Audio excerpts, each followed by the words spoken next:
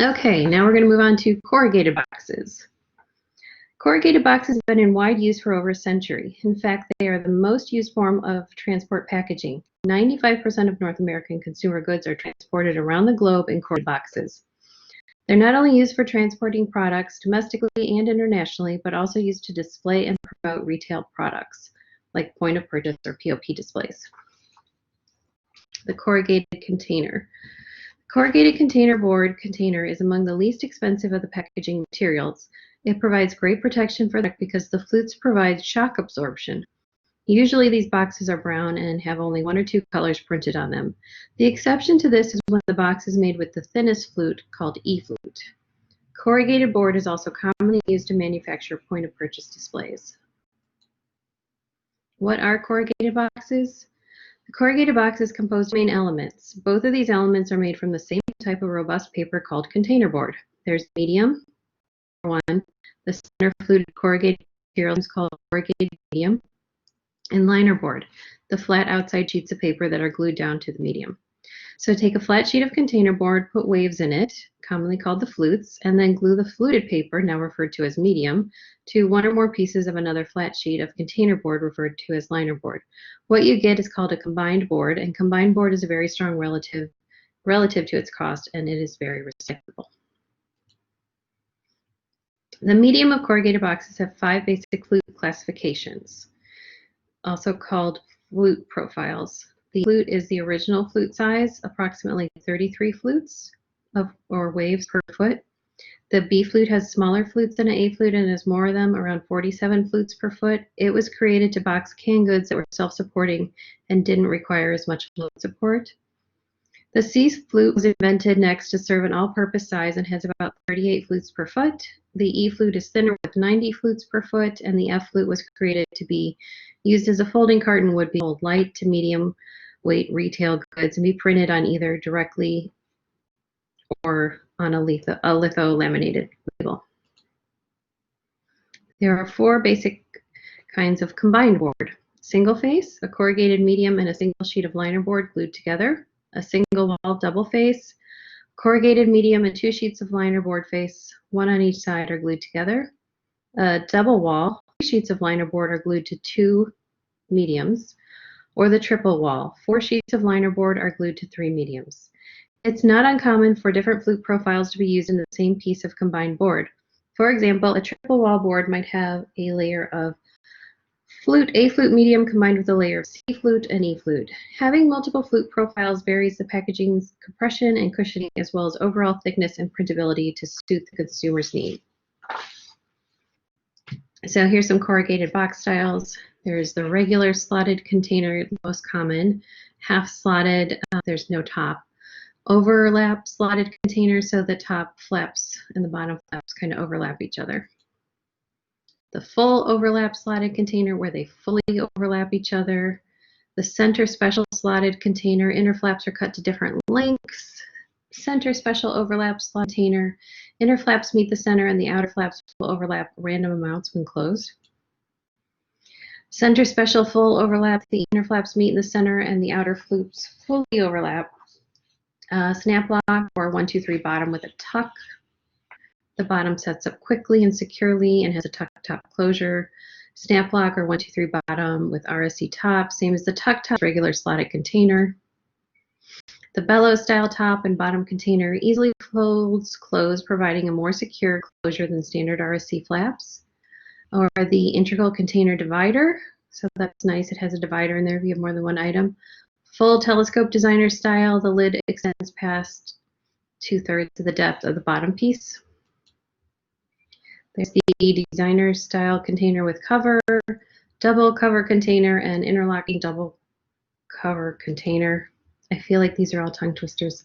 Octagonal double cover container, full telescope, half slotted container, and 1-piece folder. Oh my god, it never ends. 1-piece folder with air, 5-panel folder, and wrap around blank. Wow, this is the last one. 1-piece folder with dust flaps, a roll end tray, or a lock tray, or a display tray, or a high wall tray. These are the things you would see in Costco.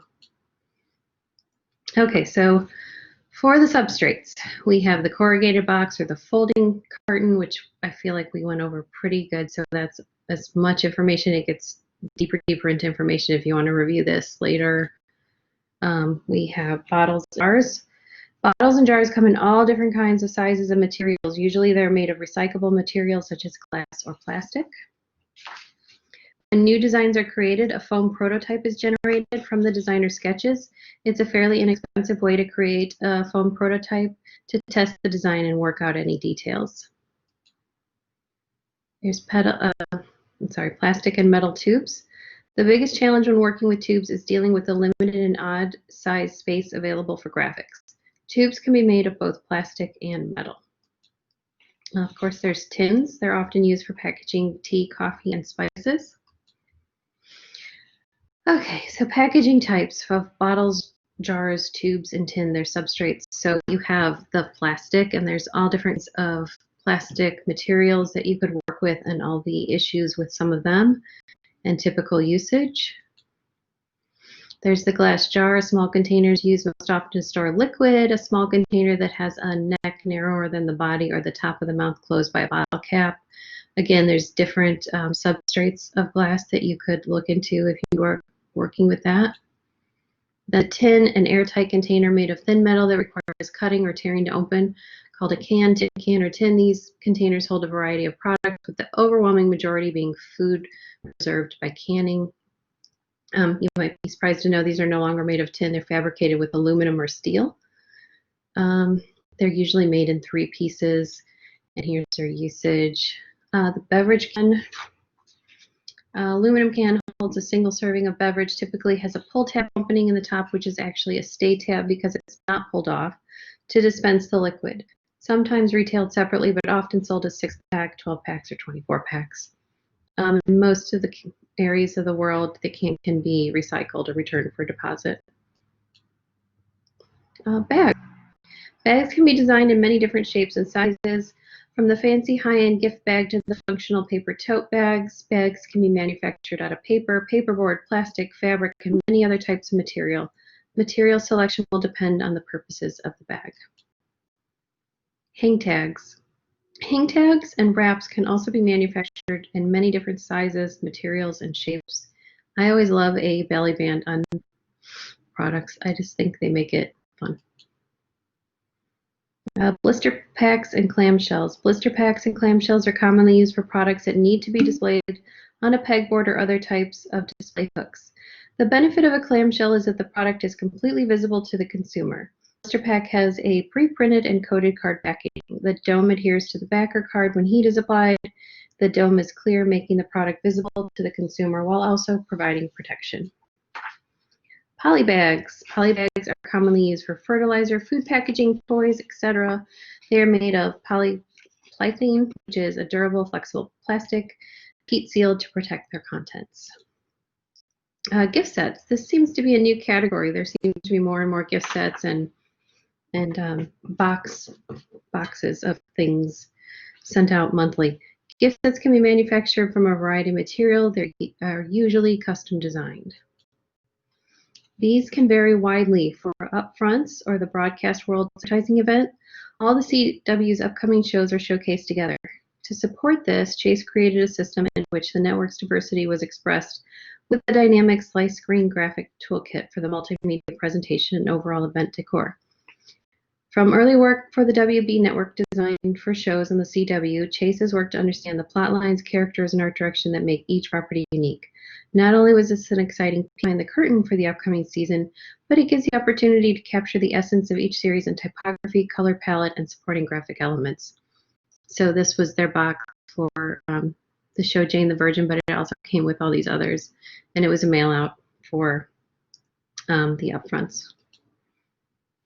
CD, DVD, records, etc. Traditionally, this type of package is nothing more than acrylic or plastic case.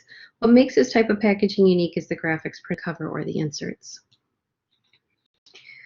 Okay, so the substrates, the bag, the pouches that hold the product. Design features include gusset for high volume content, handles, stand-up, hanging holes, Ziplocs. They can be made from a variety of materials. Like we said, the joy of designing a bag is unparalleled. If you're ever bored, design yourself a shopping bag. Carton boxes can be put in a variety of special shapes and usage. Various geometric shapes, including rectangles, squares, ovals, rounds, can be designed specifically to hold a particular product. They are usually made of aluminum steel. A different kind of carton boxes can be created in special shapes, like the milk carton and the egg carton. Some they can be recycled. The blister pack, preformed clear plastic packages that have a plastic blister top and printed on paperboard or foil. They are usually required by the FTC, I think. FEC, can't remember. Clamshell, a more secure type of blister pack, consists of paperboard with a product on it sandwiched by a clear plastic top and bottom that's heat sealed together on all the edges. And then there's wrappers. Generally refers to a flat sheet of paper, a sheet made out of paper, cellophane, or plastic that encloses various kinds of packaging. It can be food a lot of times. Special finishes. This is our last section. Package design doesn't have to be boring. A simple die-cut window can add a lot to a package design by showcasing the product.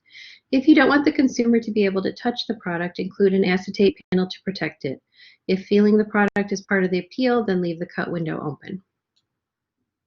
Printing inks can be doctored by your printer to create some special effects. Consult with your representative for available options such as fluorescent ink, metallic inks, hexachrome, glow-in-the-dark, scented inks, etc. Also, consider using high gloss, matte, or tinted varnishes. Embossing can be a unique effect. Whether or not embossing is an option will depend on the thickness of your paper. Some paper thicknesses and finishes show embossing better than others.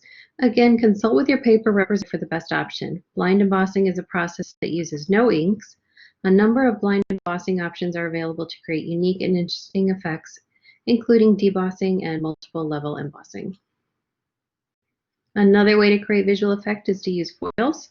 Foils come in a number of colors and finishes. You may only think of gold and silver as foils, but that's definitely not the case. You can select pastel, gloss, matte, accent. They come in many, many colors. Like you can see this orange one over here. It's not just gold and silver. They have every color. Using a combined die will allow you to emboss and foil stamp all at one pass on the press. This adds more possibilities to the finishes available. So that is that. We did it.